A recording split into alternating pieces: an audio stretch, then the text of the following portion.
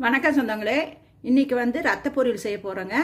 அதுக்கு தேவையான பொருளுங்க, இந்த ரத்தம் வாங்கி இப்படி ரத்தத்தை வந்து ரத்தத்தில் கொஞ்சோண்டு கல் உப்பு போட்டு நல்லா கரைச்சி வச்சுக்கணுங்க.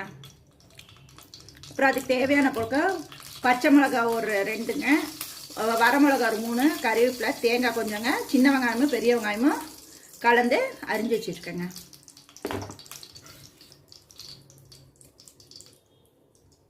இப்போ வந்து கடாயில் வந்து எண்ணெய் காஞ்சி போச்சுங்க.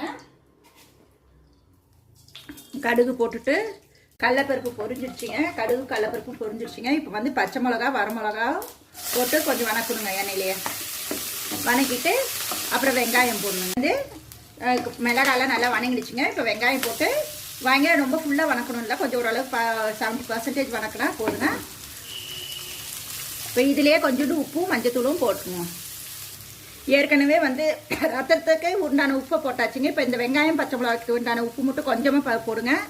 இதுக்கு வந்து நிறைய உப்புலாம் பிடிக்காதுங்க. இப்போ பாருங்கள், நல்லா வெங்காயம் ஓரளவுக்கு 70% நல்லா வணங்கிடுச்சிங்க. இப்போ வந்து ரத்தத்தை ஊற்றணுங்க. ரத்தம் நல்லா கரைச்சி ஊற்றணுங்க. மிக்சியில் இது போட்டாதீங்க, கையிலே கரைங்க.